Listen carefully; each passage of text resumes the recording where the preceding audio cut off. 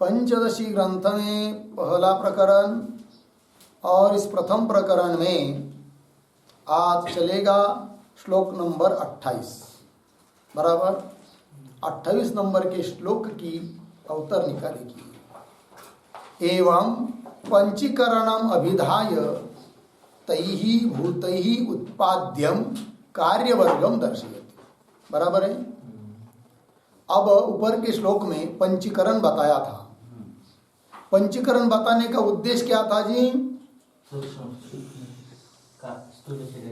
स्थूल शरीर की उत्पत्ति, स्थूल शरीर की निर्मिति बताना है।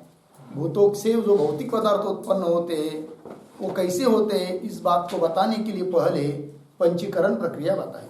हो गया।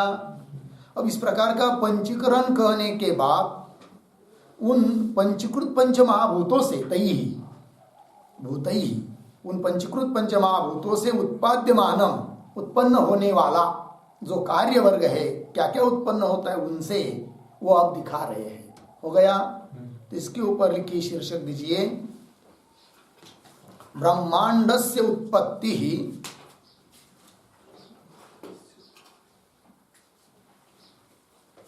ब्रह्मांडस्य उत्पत्ति ही वैश्वानरश्च कथनम।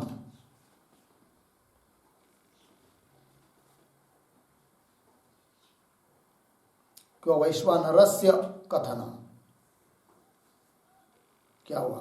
ब्रह्मांडस्य उत्पत्ति वैश्वानरस्य च कथनम। ब्रह्मांड की उत्पत्ति और वैश्वानर का कथन बताना है, करना है। तो हो गया इतना। पंचीकरण एवं पंचीकरणम अभिधाय कथयित्वा तैहि भूतैहि पंचकृत पंचमहाभूतैहि उत्पाद्यम कार्यवर्गम दर्शयति। श्लोक को पढ़ते 28। तैरण्डस्तत्र भुवनम् भोग्यभोगाश्रयोद्भवः हिरण्यगर्भस्थूलेऽस्मिन् देहे वैश्वानरो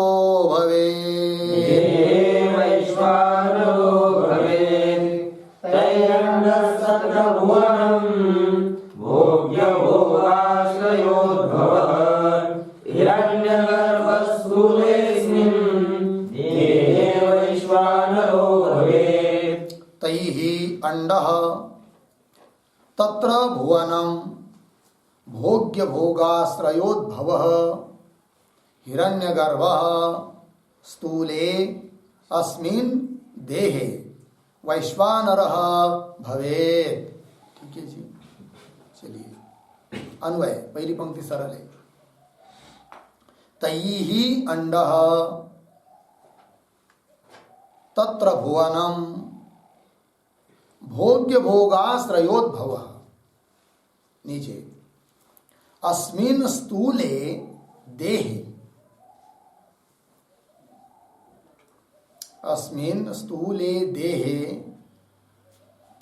हिरण्यगर्भः वैश्वानरः भवेत्। ठीक है। चलिए भाई, तैहि उन पंचकृत पंचमहाभूतों से अंड उत्पन्न हुआ। अंड मतलब ब्रह्मांड, समस्त ब्रह्मांड की उत्पत्ति हुई। ब्रह्मांड मतलब कितना, कैसा होता है? तो कह रहे तत्र उस ब्रह्मांड के अंतर्गत भुवनम चतुर्दश भुवन 14 भुवन की उत्पत्ति हुई। 7 ऊपर 7 नीचे। ठीक है। तत्र भुवनम, और उस भुवन में उस प्रकार के प्राणी, उनके लिए अन्नपान आदि ये सब उत्पन्न होते हैं। किससे? पंचीकृत पंचमहाभूतों से। तो भुवनम पुनः भोग्य पदार्थ अन्नपान आदि, भोग का आश्रय शरीर आदि है कि नहीं, अलग अलग शरीर जिस जिस भूत के भुवन के लिए जो जो अनुकूल होंगे उस प्रकार के भोग के आश्रय शरीर, इनका उद्भव उत्पत्ति होती है। और इस प्रकार जो देह उत्पन्न होते हैं वो देह स्थूल देह होते हैं। और उस स्थूल देह में जब अभिमान धारण करता है जीव तो उनका एक नाम बन जाता है। ठीक है ना। तो क्या लिख रहे हैं, अस्मिन स्थूले देहे, इस स्थूल देह में क्या हिरण्यगर्भ वैश्वानर भवेत्। तो पीछे बताया था नहीं हिरण्यगर्भ, कौन हिरण्यगर्भ, समष्टि सूक्ष्म शरीर का अभिमानी देवता हिरण्यगर्भ।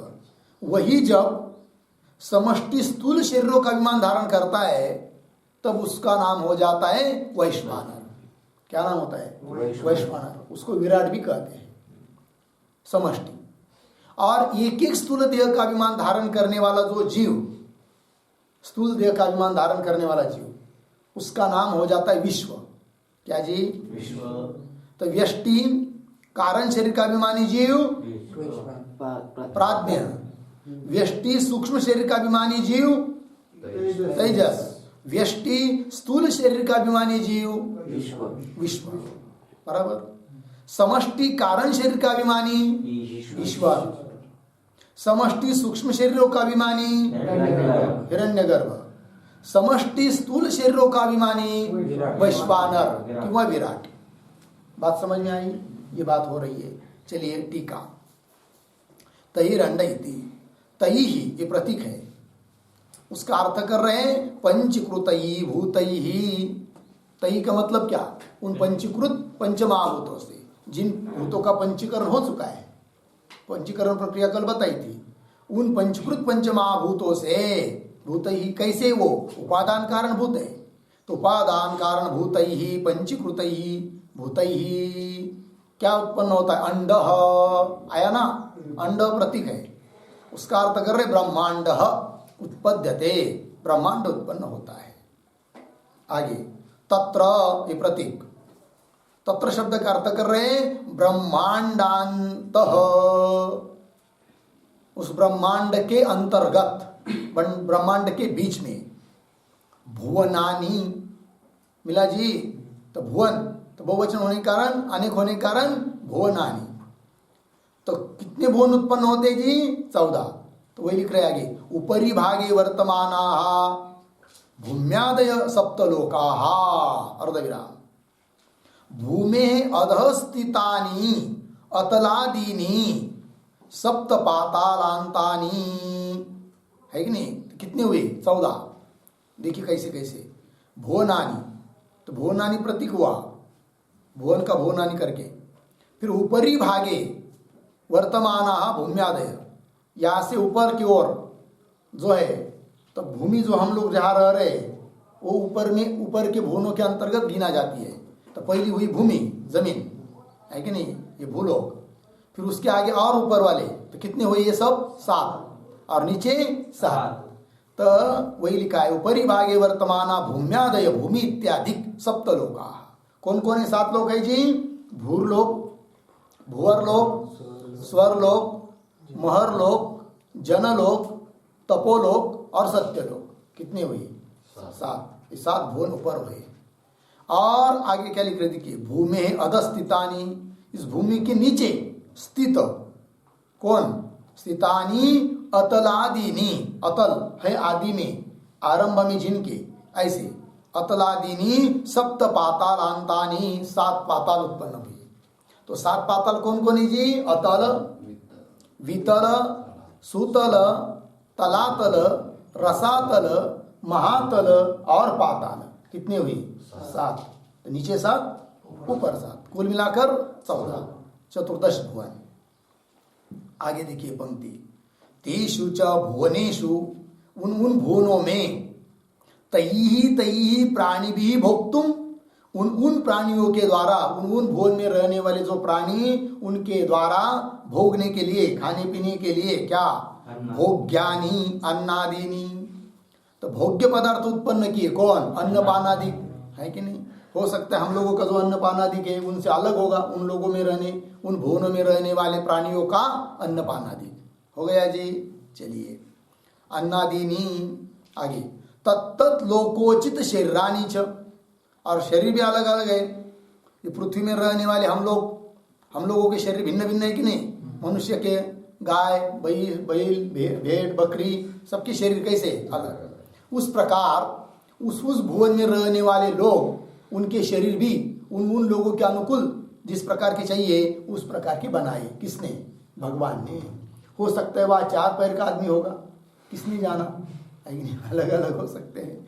चलिए भाई, तत्त लोकोचित, उन लोगों में, लोगों के लिए योग्य उचित, शरीरानी च तैहि एव पंचीकृतैहि भूतैहि, उन्हीं पंचीकृत भूतों से उन शरीरों की क्या हुई? उत्पत्ति। भूतैहि पंचीकृतैहि भूतैहि ईश्वराज्ञया जायन्ते। ईश्वराज्ञया मतलब आज्ञा मतलब इच्छा, ईश्वराज्ञया ईश्वरी इच्छया, ईश्वर की इच्छा से उत्पन्न होते हैं। ठीक है जी, आगे। एवं स्थूल शरीर उत्पत्तिम अभिप्राय, तो स्थूल शरीर की उत्पत्ति किससे हुई? स्थूल शरीर का उपादान कारण कौन है? पंचीकृत पंचमहाभूत है। ठीक है ना जी, ये बात। एवं स्थूल शरीर उत्पत्तिम अभिधाय, इस प्रकार स्थूल शरीर की उत्पत्ति को कहकर, तेषु स्थूल शरीरेषु, उन स्थूल शरीरों में, अभिमानवत, अभिमान धारण करने वाला। अब सभी के स्थूल शरीरों में अभिमान धारण करेगा तो उस हिरण्यगर्भ का ही नाम बन जाएगा क्या? वैश्वानर। वही लिख रहे, अभिमानवत हिरण्यगर्भस्य समष्टि रूपस्य, है कि नहीं, वैश्वानर संज्ञकत्व, है कि नहीं, समष्टि रूप, समष्टि सभी स्थूल शरीर का अभिमान धारण करेगा तो वैश्वानर संज्ञकत्व, वैश्वानर संज्ञा उसको प्राप्त हो जाती है। ठीक है ना। वैश्वानर मतलब क्या? विश्वेशाम नराणाम समूह वैश्वानर। ठीक है ना। विश्वेशाम मतलब सर्वेशाम, नराणाम, है कि नहीं, सभी नरों का, सभी शरीरों का समूह, उसको कहेंगे क्या? वैश्वानर। विश्वेशाम नराणाम समूह वैश्वानर। आगे चलिए टीका में, संज्ञकत्व हुआ ना यहां तक, पूर्ण विराम। एकैक स्थूल शरीराभिमानवताम वेष्टि रूपाणाम तेजसानाम क्या विश्व संज्ञकत्वम च भवति इति आह, विश्व संज्ञा प्राप्त हो जाती है। किसको? तेजस को। कब? स्थूल शरीर का अभिमान धारण करता है तब। किंतु कितने स्थूल शरीर का? एक स्थूल शरीर का अभिमान धारण करता है तो उस तेजस को नाम प्राप्त होता है क्या? विश्व। वही लिखा है, देखिए, एक स्थूल शरीर अभिमानवताम, अभिमान धारण करने वाले, व्यष्टि स्वरूप जो तेजस, उनको विश्व संज्ञकत्वम च भवति, विश्व संज्ञा प्राप्त होती है। इति आह हिरण्यगर्भ इत्यादि पंक्ति के द्वारा। हो गया जी। आगे, अस्मिन स्थूल देहे वर्तमान हिरण्यगर्भ वैश्वानर भवेत, हुआ ना। इस स्थूल देह में वर्तमान रहने वाला हिरण्यगर्भ, उसको वैश्वानर संज्ञा क्या होते? प्राप्त हो जाती है, वैश्वानर बन गया। ये हो गया भाई 28 नंबर का श्लोक। अब 29 नंबर के श्लोक की अवतरणिका को देखिए। तत्रैव वर्तमानाः तैजसाः विश्वा भवन्ति तेषाम अवांतर भेदम आह। ठीक है जी। तत्र एव, है कि नहीं, वर्तमान आया ना इस पंक्ति के ऊपर, अर्थात 29 श्लोक के ऊपर शीर्षक दीजिए, विश्व संज्ञक जीवस्य, क्यों विश्व संज्ञक जीवम,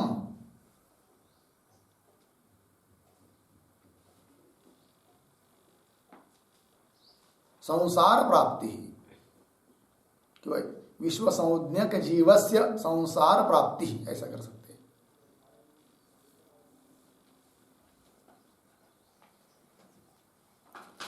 विश्व संज्ञक जो जीव है उसको संसार की प्राप्ति होती है, इस बात को कहने जा रहे हैं।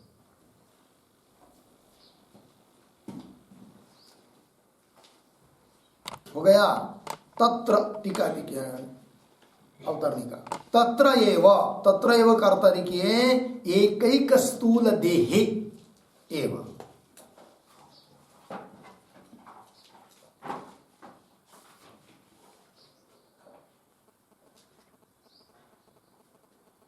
एकैक स्थूल देहे एव। आगे टीका, वर्तमाना तेजसाः विश्वा भवन्ति, तेजस क्या हो जाती है जी? विश्व बन जाते हैं, उनको विश्व संज्ञा आ जाती है। हो गया जी। तो तेजस जो होता है वही विश्व बन जाता है, किंतु उसको विश्व संज्ञा प्राप्त होने के लिए क्या करना पड़ता है? स्थूल शरीर का अभिमान धारण करना पड़ता है। इसका मतलब यह नहीं कि वह सूक्ष्म शरीर का अभिमान छोड़ देता है। सूक्ष्म शरीर का अभिमान तो है ही है, किंतु जब स्थूल शरीर का भी अभिमान हो जाता है, स्थूल शरीर में अहम बुद्धि हो जाती है, तब उसी जीव को विश्व संज्ञा प्राप्त होती है। ठीक है ना? तो जागृत अवस्था में जो जीव है वह स्थूल शरीर का विशेष करके अभिमान धारण करता है, तब उसकी विश्व संज्ञा। स्वप्नावस्था में वही जीव सूक्ष्म शरीर का अभिमान धारण करता है, तब उसको तेजस संज्ञा। ठीक है जी, चलिए आगे। और सुषुप्ति में कारण शरीर का अभिमान होता है, तब उसको कहेंगे प्राज्ञ। तात्पर्य कारण प्राज्ञ की अवस्था निद्रा सुषुप्ति, तेजस की अवस्था स्वप्न, और विश्व की अवस्था जागरण, क्योंकि उस शरीर का अभिमान उस अवस्था में विशेष रूप से रहता है। हो गया? तो तीन जीव हो गए, प्राज्ञ, तेजस, विश्व। हो गया? आगे चलिए श्लोक को पढ़ते हैं। अब वो जो विश्व नाम का जीव है उसके अवान्तर भेद और भी उसके बीच के भेद होते हैं, है कि नहीं? उसको आप कह रहे हैं। तेजसा विश्वताम याता, तेजसा विश्वताम याता, देवतीर्यं नरादयः, देवतीर्यं नरादयः, ते परागदर्शिनः प्रत्यक्, ते परागदर्शिनः प्रत्यक्, तत्त्वबोध विवर्जिताः, तत्त्वबोध विवर्जिताः। तेजसा विश्वतां याता, देवतीर्यं नरादयः, ते परागदर्शिनः प्रत्यक्, तत्त्वबोध विवर्जिताः। तेजसा विश्वतां याताः देवतीर्यं नरादयः, ते परागदर्शिनः प्रत्यक् तत्वबोध विवर्जिताः। अन्वय सरल है, तो देखिए अर्थ। तेजसा विश्वताम याता, तेजस जो है वो विश्व संज्ञा को प्राप्त हो जाते हैं। और उसके और भेद क्या? देवतीर्यं नरादयः, है कि नहीं? देवता शरीर, तीर्यं मतलब पक्षियों पक्षी और पशुओं का शरीर, नरादि मनुष्यादिकों का शरीर, ये सब क्या है? विश्व ही है कि नहीं जी? हाँ, क्योंकि स्थूल शरीर का अभिमान धारण किया जीव ने, तो उसको संज्ञा प्राप्त होती है क्या? विश्व। और ये सभी जीव कैसे भाई? ते परागदर्शिनः, परागदर्शिनः मतलब बाह्यदर्शी, बाह्यदर्शिनः बाहर की ओर नहीं देखते हैं, अर्थात आत्मा को नहीं देखते हैं, आत्मा को छोड़कर अन्य पदार्थों को ही जानने वाले हैं। हो गया कि नहीं? ते परागदर्शिनः कैसे? और प्रत्यक तत्व बोध विवर्जिता, प्रत्यक तत्व आत्म तत्व, आत्म तत्व का जो बोध अर्थात ज्ञान, उससे वो ये सब क्या है? रहित है। विवर्जिता रहित है। टीका देखिए। देवतीर्यं इति इदानीं तेषां विश्व संज्ञां प्राप्तानां जीवानां तत्वज्ञान रहितत्वेन संसारापत्ति प्रकारं सदृष्टान्तं श्लोकद्वयेन आह ते पराग इति। मिला जी? अब इदानीं तेषां मतलब विश्व संज्ञां प्राप्तानां जीवानां, विश्व संज्ञा प्राप्त हुई है जिन जीवों को, उन सब जीवानां तत्वज्ञान रहितत्वेन, तत्वज्ञान उनको न होने के कारण, है कि नहीं? संसार आपत्ति प्रकार, आपत्ति मतलब प्राप्ति, संसार प्राप्ति का प्रकार दृष्टांत देकर दो श्लोकों के द्वारा ग्रंथकार कह रहे हैं। कौन दो श्लोक? ते परागदर्शन यहाँ से लेकर, ठीक है ना जी? मतलब वो नीचे का श्लोक 3 पंक्ति है उसमें, और इसकी 1 पंक्ति, इसलिए वो कह दिया 2 श्लोक। ठीक है जी? तो चलिए, तो इन श्लोकों के द्वारा क्या बताया जा रहा है? संसार की प्राप्ति किनको? जीवों को। किस प्रकार की जीव?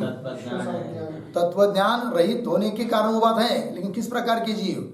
विश्व संज्ञा प्राप्तानाम जीवानाम, विश्व संज्ञा प्राप्त हुई है जिनको ऐसे जीव, उन जीवों को संसार की प्राप्ति कैसी होती है कि नहीं, दृष्टांत देकर समझा रहे हैं।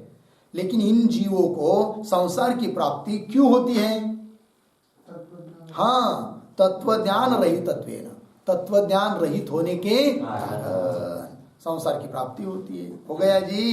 चलिए नीचे, ते, ये ते प्रतीक है, उसका अर्थ कर रहे देवादय, मतलब देव, तिर्यंग, नरादय, ये सब जीव, देवादय अर्धविराम। परागदर्शिन, कैसे वो जीव? तो परागदर्शिन प्रतीक, उसका अर्थ कर रहे बाह्यान एव शब्दादीन पश्यन्ति, बाहर के आत्मा को छोड़कर इतर है कि नहीं, जो शरीर अधिक है, बाह्य पदार्थ, शब्द स्पर्श अधिक, इनको ही वो क्या करते, जानते हैं, देखते हैं, उनके साथ ही तादात्म्य करते हैं, है कि नहीं। कोई जीव जानता है क्या मैं कौन हूं करके? नहीं, शरीर को लेकर ही बोलता है कि मैं क्या हूं, देवदत्ता हूं, यज्ञदत्ता हूं, ऐसा हूं, वैसा हूं आदि। बाह्यान एव शब्दादीन पश्यन्ति, न तो प्रत्येगात्मा को देखते नहीं है, क्योंकि भगवान ने उनके जो इंद्रिय बनाए वो परांगमुख ही बनाए हैं। उसके लिए प्रमाण दे रहे कठोपनिषद का, परांची खानी व्यत्रुनत स्वयंभू तस्मात् परांग पश्यति नान्तरात्मन। मिला जी?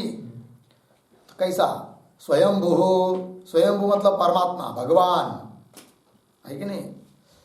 परांची खानी व्यत्रुनत, खानी कहते इंद्रियों को, परांची मतलब परांगमुख, बाहर की ओर देखने वाले, ऐसी इंद्रिय बनाकर व्यत्रुनत, उनके साथ क्या की, हिंसा की, ऐसा कहा जाता है।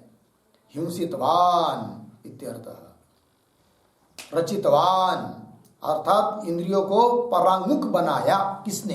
भगवान ने। व्यत्रुनत, रचितवान, और ऐसी रचना करके जैसे कि उनके साथ उन्होंने क्या किया, हिंसा कर दिया है, अन्याय कर दिया है। ठीक है जी। और इसीलिए तस्मात् परांग पश्यति, सभी इंद्रिय कहाँ देखते हैं? बाहर की ओर देखते हैं, अंदर कोई देखता नहीं है, अर्थात आत्मा तत्व तक पहुंच नहीं सकते। कौन? इंद्रियादि। तस्मात् परांग पश्यति न अंतरात्मन, अंतरात्मा जो परमात्मा, उसको वो जानते नहीं। इति श्रुते है। होगा इतना जी। अब इस पर पूर्व पक्ष शंका कर रहा है कि भाई तुम ये कैसा कह रहे हो कि सभी लोग, सभी जीव परागदर्शी करके, अर्थात आत्मा तत्व को नहीं जानते करके। तो बहुत सारे लोग आत्मा तत्व को जानने वाले होते हैं। कौन कह रहा है? पूर्व पक्ष। क्या कहता है देखिए, ननो तार्किकादय, तार्किकादिक मतलब नैयायिकादिक, है कि नहीं, न्याय शास्त्र के व्यक्ति इत्यादि लोग, न्याय वैशेषिक इत्यादि। तार्किकादय देह व्यतिरिक्तम आत्मानं जानन्ति, वो जानते हैं कि नहीं देह से भिन्न आत्मा है कि नहीं, क्योंकि उन्होंने क्या बताया है, 7 पदार्थ होता है कि नहीं। 7 पदार्थ के अंतर्गत पहला पदार्थ कौन है? पहला द्रव्य। द्रव्य के कितने वेद? द्रव्य के कितने वेद बताए? 9। कौन कौन? पृथ्वी, आप, तेज, वायु, आकाश, काल, दिशा, आत्मा, मन। तो आत्मा को जाना कि नहीं उन्होंने? और स्थूल शरीर से भिन्न जाना है, तो जानते तो है वो कि आत्मा कैसा है भाई, इस स्थूल शरीर से भिन्न होता है, जान तो रहे। कैसे कहते आप कि बाकी के सभी जीव आत्मा को नहीं जानते करके? कौन बोल रहा है? पूर्व पक्षी। ननु तार्किकादय देह व्यतिरिक्तम आत्मानं जानन्ति इति आशंक्य, शंका लेकर उत्तर दे रहे, यद्यपि आत्मानं ते तथा जानन्ति, वे है नहीं, यद्यपि आत्मानं आत्मा को ते तार्किकादय तथा जानन्ति, तथा मतलब देह से भिन्न ऐसे तो जानते हैं, तो भी तथापि श्रुति सिद्धम तत्वम न जानन्ति, देह से भिन्न आत्मा है इस बात को जानते हुए भी श्रुति का जो अभिप्राय है उस रूप से नहीं जानते हैं, ठीक नहीं। श्रुति सिद्धम तत्वम, श्रुति सिद्ध तत्व मतलब कौन? शुद्ध आत्म तत्व, क्योंकि उन्होंने आत्मा को देह से व्यतिरिक्त जाना, लेकिन कैसा जाना? उसमें गुण माने, है कि नहीं, और गुण हुए, और गुण वाला कौन हुआ? आत्मा, तो गुणगुणी भाव माना। और श्रुति कहती है आत्मा कैसा है? शुद्ध है, गुणगुणी भाव भी उसमें नहीं है। और दूसरी बात, शरीर से भिन्न तो उसने आत्मा को जाना, है कि नहीं, किंतु वही मेरा स्वरूप है, और दोनों एक ही हैं, परमात्मा और आत्मा, इस रूप से वो जानते नहीं है, भेद जानते हैं। देखिए भाई, तथापि श्रुति सिद्धम तत्वम न जानन्ति इति आशये न, इस अभिप्राय से उक्तम कहा, क्या कहा, प्रत्यक इति, मूल में आया था ना श्लोक में, प्रत्यक तत्व बोध विवर्जिता, प्रत्यक तत्व का बोध उनको नहीं है। देह से भिन्न आत्मा को जानने पर भी उनको प्रत्यक तत्व का बोध नहीं है, क्योंकि श्रुति जिस रूप से कहती है आत्मा को, उस रूप से वो जानते नहीं है। हो गया जी। इसलिए वो भी कैसे हुए, तार्किकादिक भी, प्रत्यक बोध विवर्जिता। लग गया पंक्ति, आगे चलिए। श्लोक अभी 30 नंबर का श्लोक, ठीक है ना जी। हाँ, संसार प्राप्ति का प्रकार बता रहे हैं ना, तो उसी के अंतर्गत बता रहे। देखिए, कुर्वते कर्म भोगाय, कुर्वते कर्म भोगाय, कर्म कर्तुं च भुञ्जते, कर्म कर्तुं च भुञ्जते, नद्यां कीटा इवावर्ता, नद्यां कीटा इवावर्ता, तावर्तान्तरमाशुते, तावर्तान्तरमाशुते, व्रजन्तो जन्मनो जन्म, व्रजन्तो जन्मनो जन्म, लभन्ते नैव निर्वृति, लभन्ते नैव निर्वृतिम्। कुर्वते कर्म भोगाय, कर्म कर्तुं च भुञ्जते, नद्यां कीटा इवावर्ता, तावर्तान्तरमाशुते, व्रजन्तो जन्मनो जन्म, लभन्ते नैव निर्वृतिम्। कुर्वते कर्म भोगाय, कर्म कर्तुं च भुञ्जते, नद्यां कीटा इव आवर्तात् आवर्तान्तरम् आशु ते व्रजन्तः जन्मनः जन्म, लभन्ते न एव निर्वृत्तिम्। अन्वय देखिए भाई, पहली पंक्ति में भोगाय मिला, उसके पीछे जाएंगे, कर्म कुर्वते, वाह, भोगाय कर्म कुर्वन्ते, कुर्वते। आगे उसी पंक्ति में कर्म कर्तुम भुंजते च, भुंजते च, होगा इतना। नीचे आइए, बीच वाली पंक्ति में अंतिम का शब्द है ते, मिला ते। उसी पंक्ति में शुरू में आइए, ते नद्याम आवर्तात् आवर्तांतरम आशु कीटाः इव,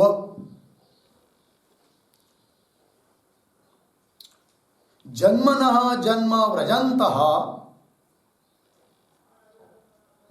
जन्मनो जन्म व्रजन्तः निर्वृत्तिं न एव लभन्ते।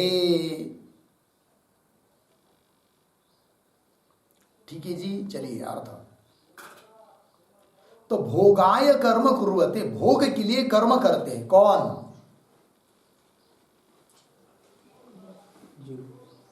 ऊपर की पंक्ति में आया है, प्रत्यक बोध विवर्जिता परागदर्शिनः ते जीवाः। ठीक है ना जी, प्रत्यक बोध से रहित, प्रत्यक तत्व का जो बोध है ब्रह्मात्मैक्य बोध, उससे रहित और परागदर्शी, बाहर की ओर देखने वाले, ऐसे जो जीव, वे सब जीव क्या भोगाय कर्म कुर्वते, भोग के लिए क्या करते हैं? कर्म करते हैं, है कि नहीं? जो भी आदमी कर्म कर रहा है कि नहीं, दौड़ रहा है, कर रहा है कि नहीं, कुछ ना कुछ काम धंधा कर रहा है कि नहीं, किसके लिए? पैसा मिलेगा। पैसा किस लिए? कुछ उचित पदार्थ खरीद लेंगे, किसके लिए? खाने पीने के लिए, तो भोग के लिए। तात्पर्य क्या हुआ? भोगाय कर्म कुर्वते, भोग के लिए क्या करते हैं? कर्म करते हैं, है कि नहीं?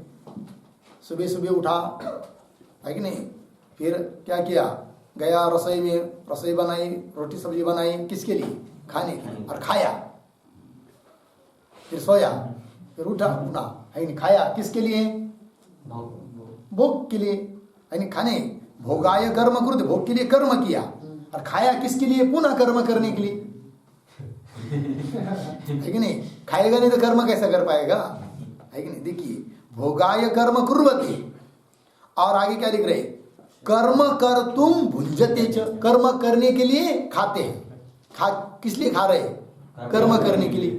तो खाया तो कर्म करेंगे, फिर कर्म किस लिए कर रहे? खाने के लिए। खा रहे तो खा किस लिए रहे? कर्म करने। बस यही चक्कर चल रहा है उनका, रोज का रोज, इससे बाहर निकलते ही नहीं। ठीक है ना? ऐसे करते करते आयुष्य बीत जाएगा, तत्व ज्ञान तो हुआ नहीं। मरने के बाद पुनः उनके कर्म के अनुसार किसी शरीर, कोई शरीर प्राप्त हो जाएगा, फिर वहां पर पुनः ये सब बात चालू।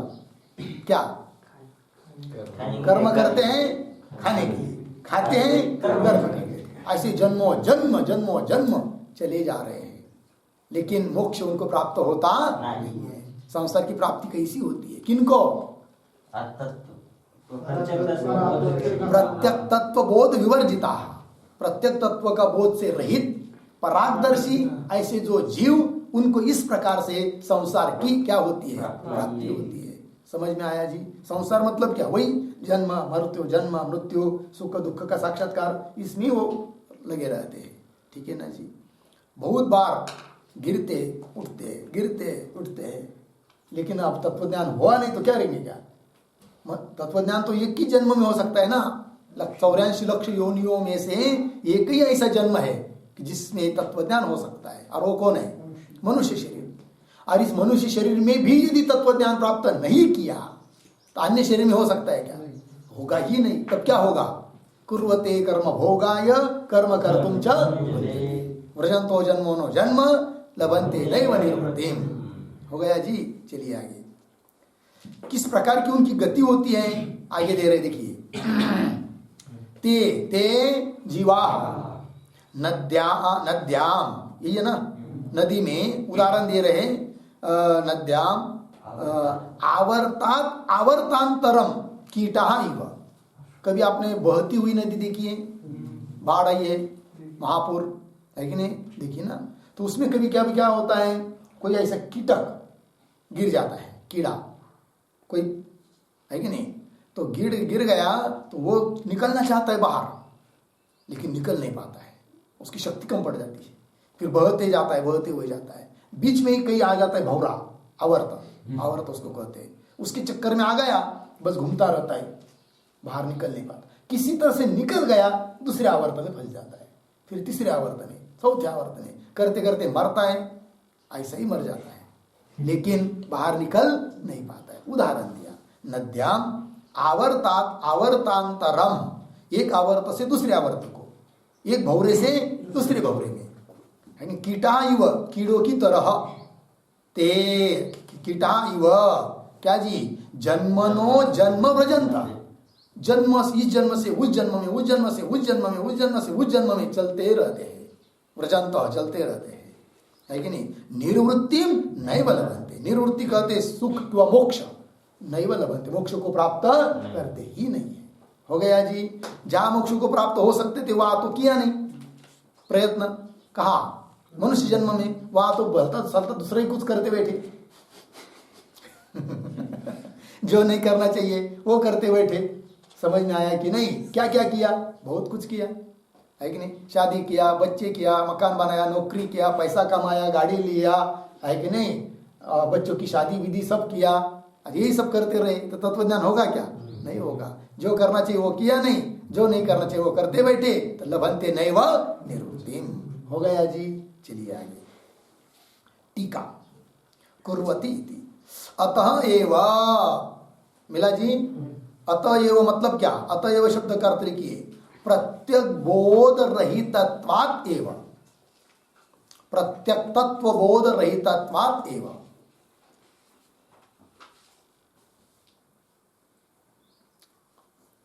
प्रत्यक तत्व बोध रहितत्वात् एव, ब्रह्मात्मैक्य बोध न होने के कारण भोगाय, ये प्रतीक है, इसका अर्थ कर रहे सुख दुखादि अनुभवाय। भोगाय का अर्थ सुख दुखादि का अनुभव करने के लिए, क्योंकि भोग उसी को कहते हैं। सुख या दुख दोनों में से किसी एक का प्रत्यक्ष होना, यही क्या होता है? भोग। तो सुख दुखादि अनुभवाय मनुष्यादि शरीराणि अधिष्ठाय, मनुष्यादि शरीरों का आश्रय करके क्या करते हैं? कर्म।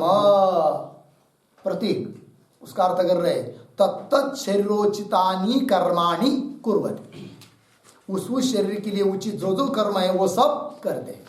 केवल मनुष्य ही नहीं, सभी जीव है कि नहीं? जैसे भैंस है कि नहीं? तो कर्म वो भी कर्म करती है कि नहीं?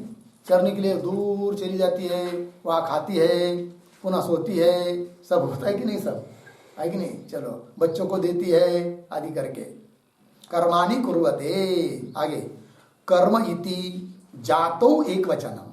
तो बोलेंगे भाई ये कई कर्म थोड़ी करता है जीव, बहुत सारे कर्म करता है, तो कर्म एक वचन क्यों किया? तो बोले जाति में एक वचन है, अर्थात कर्मत्व जाति किया ना, जाति को लेकर एक वचन किया। इसका मतलब ये कई कर्म करते हैं, बताने में तात्पर्य सभी प्रकार के कर्म करते हैं। ठीक है, कर्म इति जातौ एक वचनम मिला। आगे चलिए, पुनश्च कर्म कर्तुम मिला। कर्म कर्तुम ये प्रतीक है। पुनः कर्म कर्तुम मतलब कर्म करने के लिए, लिख रहे आगे, देवादि शरीर तत्त फलम भुंजते। किसके लिए? कर्म कर्तुम। कर्म करने के लिए क्या करते? उस शरीर के द्वारा उस फल का भोग करते। तो फल भोग कर रहे किसके लिए? कर्म करने के लिए। कर्म कर रहे किसके लिए? फल भोग के लिए। फल भोग कर रहे किसके लिए? कर्म करने के लिए। वही पुनश्च कर्म कर्तुम देवादि शरीर ही, देवादि शरीरों के द्वारा तत्त फलम भुंजते, भोगते हैं, भुंजते प्रतीक। आगे फलान बोलेंगे भाई ये कैसे कर रहे हो आप? भोग रहे फल कर्म करने के लिए। क्या बताया? भोग रहे किसके लिए? कर्म करने के लिए, है कि नहीं? और कर्म कर रहे किसके लिए? भोगने के लिए। और भोग रहे किसके लिए? कर्म करने के लिए। ठीक है ना? तो कर्म करने के लिए भोग रहे हैं, भोग ले रहे कर्म करने के लिए। ये कैसे? देखो भाई, भोग लेना मतलब क्या? उसके अनुभव होना, उसके संस्कार हो जाते हैं, और संस्कार रहते तभी उस संस्कार के अनुसार आदमी पुनः क्या करता है? कर्म करता है। तब कर्म करने लग गया किसके लिए? पुनः उसके सदृश भोग भोगने के लिए। ये कहा, वही लिख रहे। देखिए फलान, पंक्ति देखिए, फलानुभव अभावे, फल का अनुभव नहीं रहेगा तो, भोग नहीं करेंगे तो, तत्त सजातीय इच्छा अनुपपत्या, है कि नहीं? तत्त सजातीय उसके सदृश इच्छा की उत्पत्ति नहीं होगी। और अनुत्पत्त्या तत्त साधन अनुष्ठान अनुपपत्ते, उस साधन का अनुष्ठान भी नहीं होगा, है कि नहीं? इससे क्या सिद्ध हुआ? ध्यान दीजिए, फलानुभव अभावी। समझ लीजिए गुलाब जामुन खा रहे आप, भोग ले रहे, खाना हुआ, समाप्त हो गए, 4 दिन निकल गए। 4 दिन के बाद याद आई उस दिन कितने बढ़िया गुलाब जामुन बने थे, है कि नहीं? अब पुनः उस प्रकार खानी चाहिए, बहुत दिन हो गए, तो चलो खाते। तो कैसा खाएंगे? तो चलो उसके लिए फिर जाना पड़ेगा लाने के लिए, तो कर्म करना शुरू कर दिया। ठीक है ना जी? अब देखिए, पुनः फला गुलाब जामुन खाने की इच्छा उत्पन्न हुई कि नहीं? क्यों इच्छा उत्पन्न हुई? उसका अनुभव था, अनुभव लिया, पहले भोग लिया, इसलिए संस्कार रहे, संस्कार के अनुसार इच्छा हुई, और इच्छा हुई तो इच्छा के अनुसार कर्म, है कि नहीं? तो कर्म हो रहा है, कर्म कर रहे पुनः किसके लिए? खाने के लिए। जब खाया था किसके लिए? इस प्रकार का कर्म होने के लिए, क्योंकि अनुभव लिया तो उसकी सजाती इच्छा, और इच्छा के अनुसार कर्म हो जाता है। इसलिए चक्कर बराबर है, खा कर कर्म करते हैं भोगने के लिए, भोगते हैं कर्म करने के लिए। देखिए फलानुभव अभावे, मेरा पंक्ति, फल का अनुभव का अभाव रहेगा तब, फल का अनुभव नहीं रहेगा तो तत्त सजातीय इच्छा अनुपपत्या, उसके सदृश पुनः इच्छा उत्पन्न ही नहीं होगी। और इच्छा उत्पन्न नहीं होगी तो तत्त साधन, उस फल प्राप्ति का साधन अनुष्ठान अनुपपत्ति, उसका अनुष्ठान भी नहीं होगा। अर्थात अनुष्ठान हो रहा है, इसका मतलब वैसी इच्छा उत्पन्न हुई, और इच्छा उत्पन्न कब हुई? जब उसका अनुभव रहा। इसका मतलब फल भोग करते किसके लिए? कर्म करने के लिए। और कर्म करते किसके लिए? फल भोग के लिए। चलिए, एवं वर्तमानाहा, ते प्रतीक है, उसका अर्थ कर रहे हैं जीवा।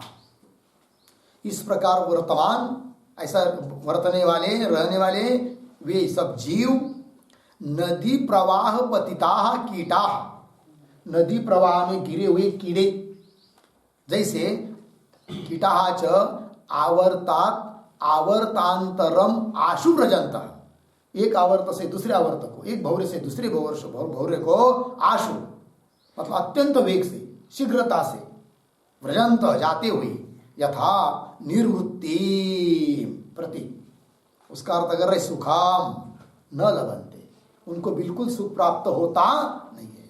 भौरे में अड़क गए ना, प्रवाह में आ गए तो कैसा उनको सुख मिलेगा? है कि नहीं? नहीं मिलेगा। सुखम न लभन्ते। एवं इसी प्रकार आशु मतलब शीघ्र, जन्म न जन्म व्रजंत, कौन? जीव। जन्म न जन्म व्रजंत, इस जन्म से उस जन्म को जाते हुए, सुखम नैव लभन्ते इति, सुख उनको प्राप्त होता ही नहीं है। हो गया जी। चलिए आगे। अब ये 30 नंबर का श्लोक हुआ। अब 31 नंबर के श्लोक को देखिए, उसके उत्तर निकालो। एवं संसारापत्तिम अभिधाय तन्निवृत्ति उपायम दर्शयितुम दृष्टांतम तावत आह। मिला पंक्ति? एवं इस प्रकार से संसारापत्तिम मतलब संसार की प्राप्ति कैसी होती है, इस बात को कहकर तन्निवृत्ति उपायम, उस संसार के निवृत्ति का उपाय दिखाने के लिए, दर्शयितुम दिखाने के लिए, दृष्टांतम तावदा। अब दृष्टांत दे रहे पहले, ठीक है जी।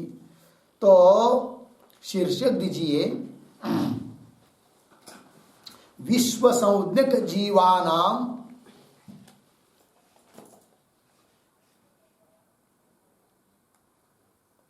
विश्व संज्ञक जीवानाम संसार निवृत्ति प्रकार।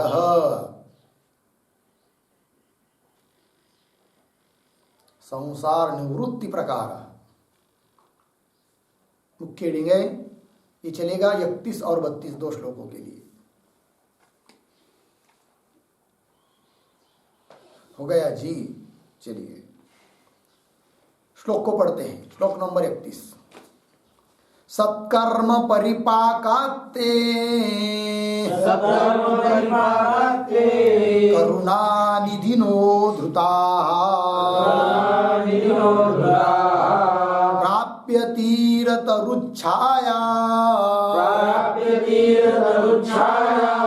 विश्राम्यन्ति यथा सुखम्। सत्कर्म परिपाकात्ते करुणानिधिनो धृताः प्राप्य तीरतरुच्छायां विश्राम्यन्ति यथा सुखम्। सत्कर्म परिपाकात् ते करुणानिधिनो धृताः प्राप्य तीरतरुच्छायां विश्राम्यन्ति यथा सुखम्। अन्वय। ते सत्कर्म परिपाकात् करुणानिधिनो धृताः तीरतरुच्छायां प्राप्य सुखम यथा विश्राम्यन्ति।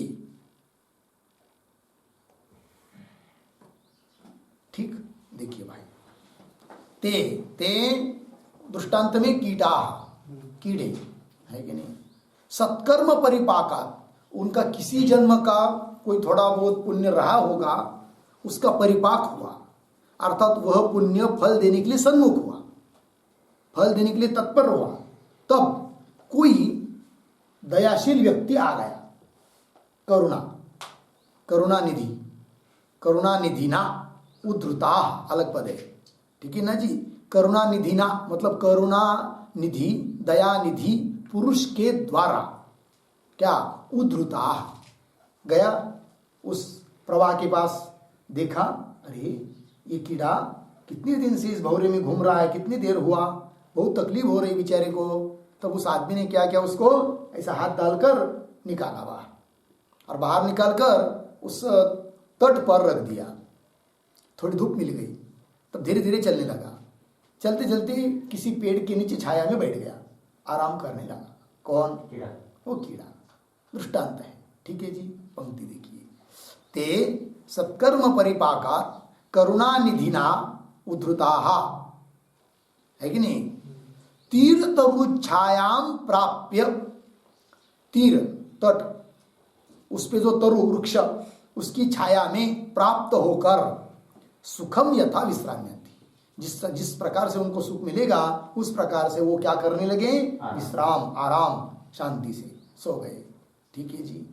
उसको लगा अरे बाप रे बहुत अच्छा हुआ, कितने दिन से मैं गिरा था, कहा प्रवाह में, नीचे जा रहा था ऊपर आ रहा था, बहुत तकलीफ हो रही थी।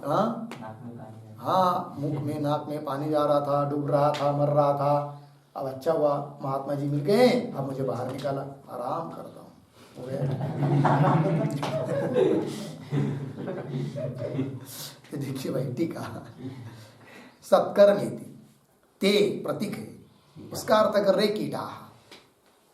सत्कर्म परिपाकात प्रतीक, उसका अर्थ कर रहे पूर्वोपार्जित पुण्य कर्म परिपाकात। ठीक है जी। पूर्वोपार्जित, पीछे किसी जन्म में अर्जित संपादित किया हुआ, प्राप्त किया हुआ जो पुण्य कर्म, उसका क्या हुआ? परिपाकात।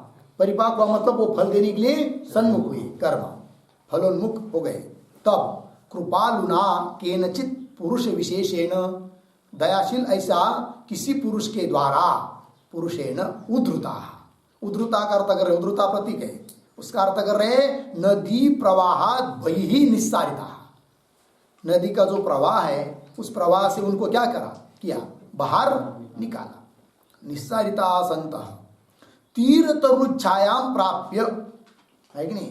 तीर के ऊपर जो तरु, तट के ऊपर जो तरु वृक्ष, उसकी छाया को प्राप्त होकर सुखम यथा भवति, जिससे सुख होगा, तथा, है कि नहीं? तथा यद्वत् विश्राम्यति, उसी प्रकार से वो विश्राम करने लग गए। दृष्टांत हुआ जी। आगे चलिए। इदानीम दृष्टांत सिद्धमर्थम दार्ष्टान्तिके योजयति। अब दृष्टांत में बताया हुआ अर्थ सिद्धांत में कह रहे हैं। ठीक है जी। श्लोक को पढ़ते हैं। उपदेशमवाप्यैव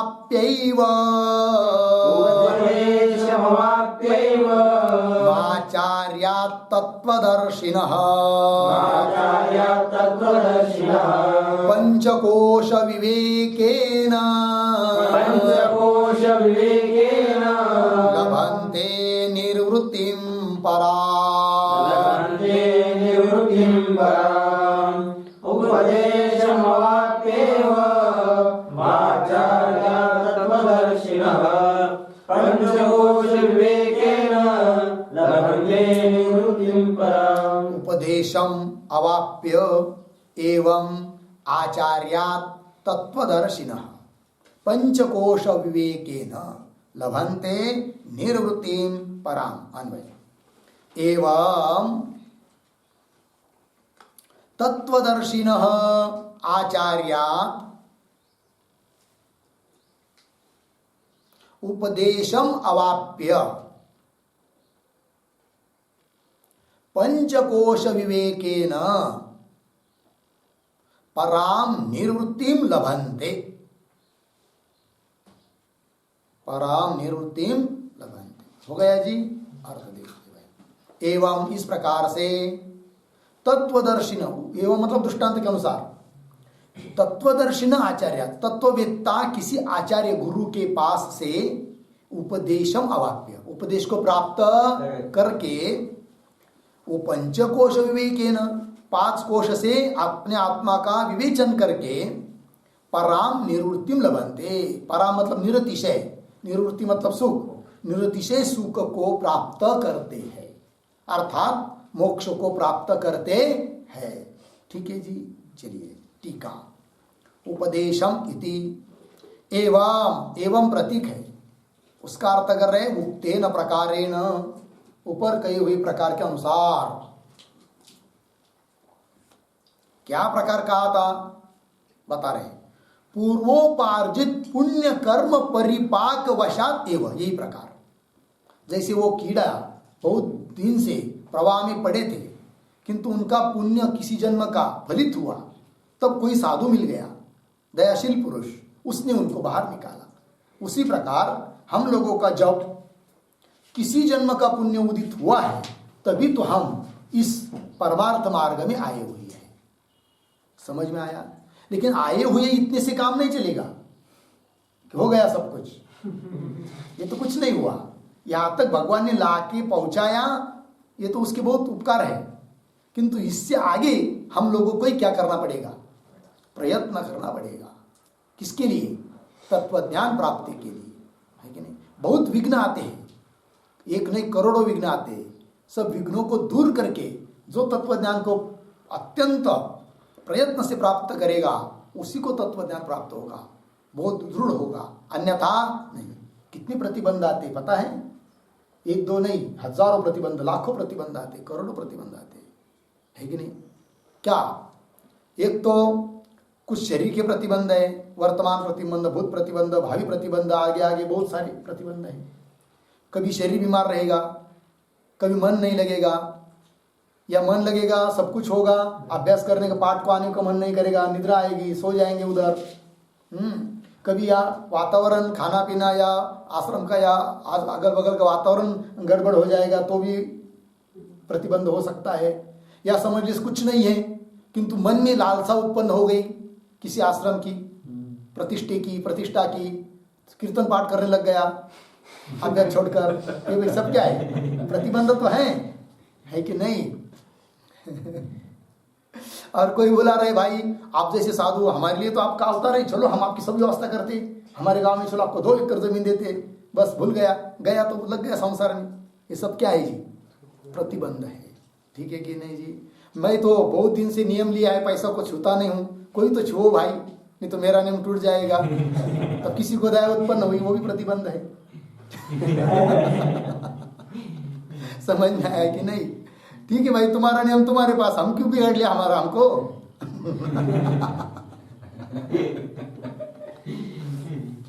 लेकिन कितने प्रतिबंध आएंगे इसका कोई ठिकाना नहीं होता है। चलो जाने दो। तो हो गया जी, कहाँ तक आए? कौन सा कहा चल रहा है? एवं उक्तेन प्रकारेण चल रहा है कि नहीं? तो पूर्वोपार्जित पुण्य कर्म परिपाक वशा, पीछे के जन्म का कभी का पुण्य रूप कर्म परिपाक उसका हुआ, तब ये सब सामग्री मिल गई, योग्य संप्रदाय मिला, योग्य ग्रंथ मिल गए, योग्य स्थान मिल गया, ठीक है ना जी, बुद्धि मिल गई, घर वाले भी अनुकूल मिल गए, जाओ भाई पढ़ने के लिए कह दिया, ये सब तो परिपाक है ना। परिपाक वशात एव। आगे तत्वदर्शिनः प्रति, इसका अर्थ कर रहे प्रत्येक अभिन्न ब्रह्म साक्षात्कारवतः, यह अर्थ कर दिया तत्वदर्शिनः का। प्रत्येक अभिन्न जो ब्रह्म है, जीवात्मा से अभिन्न जो परमात्मा है, उसके साक्षात्कार, उसका साक्षात्कार जिसको हुआ है, ऐसे तत्वदर्शी लोग आचार्यात् प्रति, आचार्यात् का अर्थ कर रहे गुरु हो, सकाशात पंचमी का अर्थ है सकाशात, मतलब से, तत्वदर्शी गुरु से, तत्ववेत्या गुरु पासून, सकाशात का अर्थ है पासून, से लेकर, ठीक है जी, गुरु से उपदेशम, उपदेशम शब्द का अर्थ कर रहे हैं, उपदेशम प्रतीक है, उसका अर्थ कर रहे हैं तत्वमस्यादि वाक्यार्थ ज्ञान साधनम श्रवणम वक्षमाणम, ठीक है जी, उपदेश। तत्वमस्यादि वाक्य के, वाक्य का जो अर्थ है और उस वाक्यार्थ ज्ञान, उसका साधन जो श्रवण, उसकी व्याख्या की जाएगी श्रवण की, है कि नहीं? तो उससे श्रवण करना है, किन से? तत्ववेत्ता गुरु से, ये कहना है। तत्वमस्यादि वाक्यार्थ ज्ञान साधनम श्रवणम वक्षमाणम, अवाप्य, अव्याप्य का अर्थ, अवाप्य है प्रतीक, उसका अर्थ कर दिया संपाद्य, प्राप्त करके,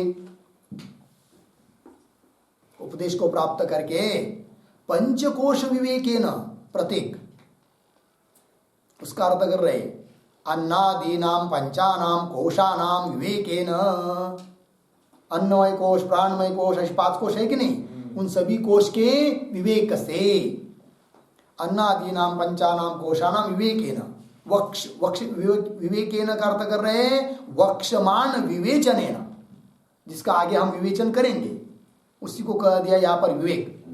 उससे क्या होगा, पराम निवृत्ति प्रतीक है, उसका अर्थ कर रहे मोक्ष सुखम, पराम निवृत्तिम का अर्थ कर दिया मोक्ष सुखम। लभन्ते प्रतीक, उसका अर्थ है प्राप्नुवन्ति, प्राप्त करते हैं। हो गया जी। चलिए अब आगे के श्लोक की अवतरणिका देखिए। केत्यान्नादय पंचकोशाः इति आकांक्षायाम तान उपदिशति। अब इस श्लोक में कहा था कि नहीं 5 कोश की विवेक से। अब प्रश्न उपस्थित होता है कि वो अन्नादिक 5 कोश कौन से है भाई, तब उन कोशों का नाम लेकर बता रहे हैं। तो इसके ऊपर शीर्षक दीजिए पंचकोश निरूपणम।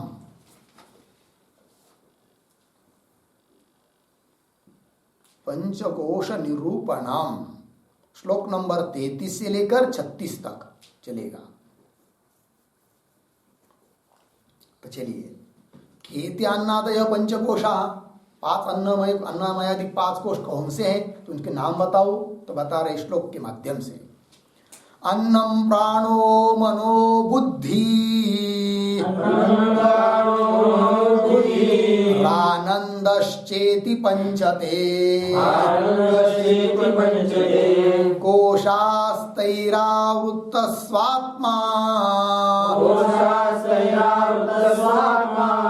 विस्मृत्या संस्कृतिं व्रजे। अन्नं प्राणो मनो बुद्धिः आनन्दश्चेति पंचते कोशास्तैरावृतस्वात्मा विस्मृत्या संस्कृतिं व्रजे।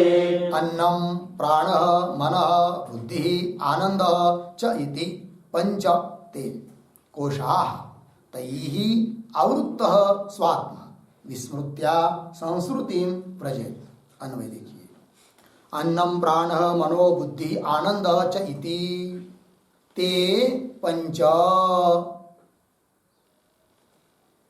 नीचे कोशाः, आगे सरल है, तैः आवृत्तः स्वात्मा विस्मृत्या संस्कृतिं व्रजेत्।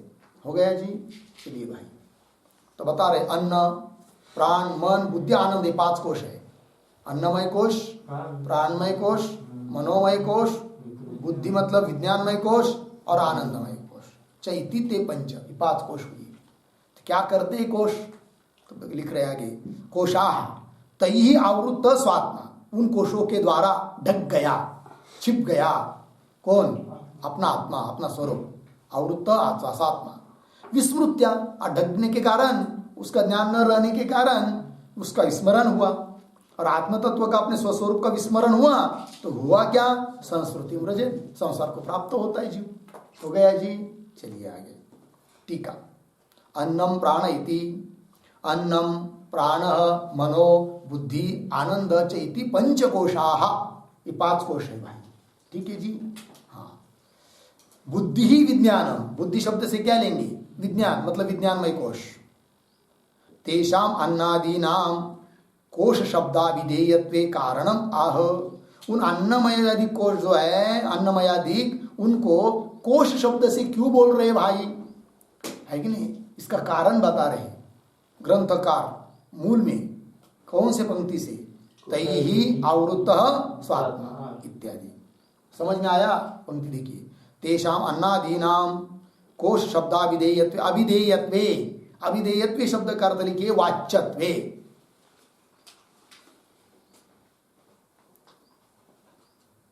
हो गया। चलिए, तेषाम अन्नादीनाम कोश शब्दाभिधेयत्वे, वो अन्नादिक कोश शब्द के वाच्य है। इसमें कारण क्या, तो बता रहे तैहि इत्यादि पंक्ति के द्वारा। चलिए आगे, तैहि, तैहि प्रतीक है, उसका अर्थ कर रहे कोशैहि, उन कोशों के द्वारा। आवृत्तः प्रतीक, उसका अर्थ है आच्छादितः। आच्छादित। स्वात्मा, स्वात्मा प्रतीक, उसका अर्थ कर रहे हैं स्वरूप भूत आत्मा। हो गया ना जी। देखिए, उन कोशों के द्वारा आच्छादित हुआ कौन? अपना स्वरूपभूत आत्मा। विस्मृत्या प्रतीक, उसका अर्थ कर रहे हैं स्वस्वरूप विस्मरणेन। और आवृत्त हुआ आत्मा तो उसका विस्मरण हो गया, फिर भूल गए अपने स्वरूप को। तो स्वस्वरूप विस्मरणेन संश्रुतिम, संश्रुतिम शब्द का अर्थ है प्रतीक है संश्रुति। उसका अर्थ कर रहे हैं जननादि प्राप्ति रूपम संसारम। जननादि, जन मतलब उत्पत्ति, जन्म, जन्मादि प्राप्ति रूप संसारम व्रजेत, चलता है जाता है, संसार को प्राप्त होता है। ठीक है जी, व्रजेत प्रतीक। अर्थ तो स्पष्ट है, स्पष्टम कह दिया। आगे चलिए, उसका भाव लिख रहे कोश यथा कोशकार कृमे आवरकत्वेन क्लेशेतु। कोश, देखिए भाई, कोश जो होता है ना, वो क्लेश के लिए कारण होता है, दुख के लिए कारण होता है। उदाहरण, आपने कभी कीड़ा देखा होगा, कोश कीड़ा, क्या बोलते हैं उसको? कोसला, है कि नहीं? देखा है कभी? वो लोग बनाते हैं, अभी उसकी बगीचा भी लगा देते हैं, तो इतना बड़ा होता है वो। तो उसको तोड़ के ले आएंगे सूखने के बाद, तो और आकर काटेंगे उसको, तो बहुत मजबूत होता है, काटा नहीं जाता। किसी तरह से काटेंगे तो उसके बीच में आपको एक बड़ा सा कीड़ा मिलेगा, नहीं? तो किसने बनाया वो सब कोश? उसी ने बनाया। इसके लिए बनाया कि मैं इसको बनाऊं तो मेरा घर बन जाएगा, तो सुरक्षित रह जाऊं। बनाते बनाते उस बाहर निकलेगा, दरवाजा रखना का भूल गया, पूरा बना दिया, बीच में अटक गया। आप कैसा बाहर निकलो? निकल नहीं सकता, तो मर गया बीच में। तो वो कोश, लेकिन जिससे आवृत्त है कीड़ा, ढका है, ढका हुआ है, तो वो कोश उस कीड़े के लिए, दुख के लिए कारण हुआ कि नहीं? उसी प्रकार यह अन्नमयादि कोश अपने कर्म से बनी हुई है शरीर आदि, और ये अपने लिए ही क्या बन रहे हैं? दुख का कारण बन रहे हैं, जन्म मरण का कारण बन रहे हैं, है कि नहीं? इससे आवृत्त हुआ है अपना स्वरूप आत्मा। वही लिख रहे थे कि कोश यथा, जिस प्रकार कोश कोशकार कृमे है, कोसला उस कीड़े के लिए, कृमि मतलब कीड़े के लिए, आवरकत्वेन, आवरक होने से, क्लेश हेतु, दुख के लिए कारण है। एवं अन्नादय अपि, इसी प्रकार अन्नमय मनोमय ये सब कोश, अन्नादय अपि अद्वयानंदत्वादि आवरकत्वेन, अद्वयानंद स्वरूप जो अपना स्वरूप है उसके वो क्या है? कोश, आवरक, ढकाने वाले। आवरकत्वेन आत्मन क्लेश हेतुत्वात्, अपने लिए वो क्या है? सब कोश क्लेश के लिए कारण है, इसलिए उनको नाम दे दिया क्या? कोशः इति उच्यन्ते। कोश शब्द से उनको कहा गया है। ठीक है जी, आवरक है वो। कैसे आवरक है? थोड़ा सा लिखिए, लिखिए थोड़ा सा, आत्मा के विशेषण।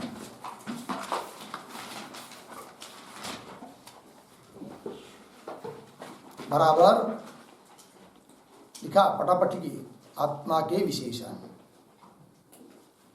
उसी पंक्ति में आगे लिखिए बराबर चिन्ह देकर, सत्ता, चेतनता,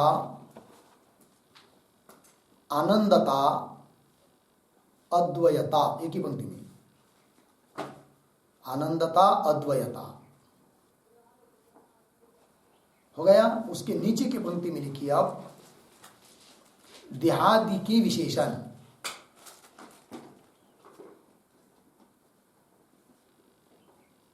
देहादिक के विशेषण,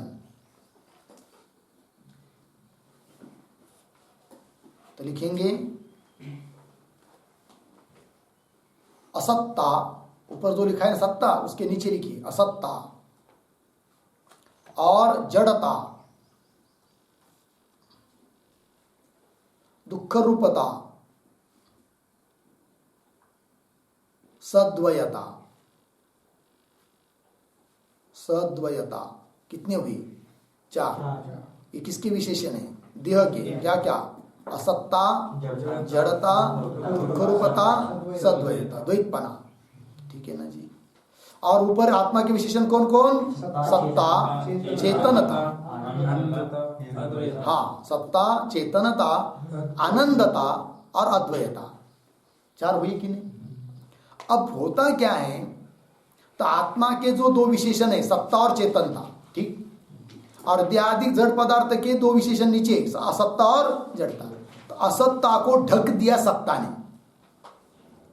देहादिक जड़ हुए, असत है तो भी लग रहे सत जैसे, ठीक, और जड़ है देहादिक पदार्थ किंतु लग रहे कैसे, चेतन जैसे। इसका मतलब क्या हुआ, आत्मा के दोनों विशेषणों के द्वारा, सत्ता और चेतनता के द्वारा देहादिक पदार्थ के दो धर्म ढक गए। कौन कौन, असत्ता और जड़। अब आत्मा के जो आगे वाले दो धर्म है, आत्मा कैसा है, आनंद स्वरूप है, और कैसा है, अद्वय है, अकेला है, किंतु देह का धर्म जो दुख रूपता, उसने ढक दिया उसको, आत्मा के आनंद रूपता को। तो आत्मा आनंद रूप होते हुए भी आनंद रूपता की अनुभूति नहीं हो रही है, क्योंकि देह के धर्म ने उसको ढक दिया। हो गया कि नहीं। और आत्मा अद्वय है, तो अद्वय होते हुए भी देह का धर्म जो सद्वयता, उसने उस अद्वैता को क्या कर दिया, ढक दिया, मतलब उसका ज्ञान नहीं होने दे रहे। इससे क्या सिद्ध हुआ, ये कोश कैसी हुई, आवरक हुई, ठीक है ना। तो क्या लिखा था अंतिम पंक्ति में, एवं अन्नादय अपि अद्वयानंदत्वादि अवरकत्वेन, अन्नादिक जो कोश है वे भी अद्वय है कि नहीं, अद्वय आनंदत्वादि। अद्वय आनंद किसका धर्म बताया था, आत्मा का, और उसका आवरण कर दिया ना किसने, देह के धर्म ने। तो अद्वय आनंदत्वादि आवरकत्वेन, आवरकत्वेन मतलब क्या जी, तो आवरकत्वेन का अर्थ लिखिए विपरीत बुद्धि हेतुत्वेन, विपरीत बुद्धि करत्वेन। आवरकत्वेन का अर्थ है विपरीत बुद्धि करत्वेन।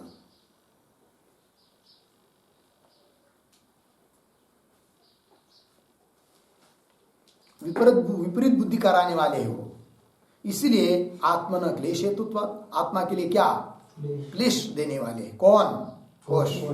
हुआ इतना जी। वो जो दो पंक्ति लिखी थी ना, आत्मा के विशेषण, देहादि के विशेषण, तो उसकी नीचे ये बात लिख के रखी बाद में आप, क्या, कि यहां सत्ता और चेतनता ने असत्ता और जड़ता को क्या कर दिया, ढक दिया, और दुख रूपता और सद्वयता, इन धर्मों ने आत्मा की आनंदता और अद्वैता को ढक दिया। तो बाद में याद रहेगा ना, नहीं तो केवल दो पंक्ति लिखकर थोड़ी याद रहेगा। हो गया जी। चलिए, तो ये बात हो गई, कोशों का विवेचन करना है। हुआ इतना कोश पता चले, पांच कोश। कौन कौन, अन्नमय कोश, प्राणमय कोश, मनोमय कोश, विज्ञानमय कोश, आनंदमय कोश। हो गया जी। बस आगे का विचार हम लोग कल करेंगे। ओम पूर्णमदः पूर्णमिदं पूर्णात् पूर्णमुदच्यते पूर्णस्य पूर्णमादाय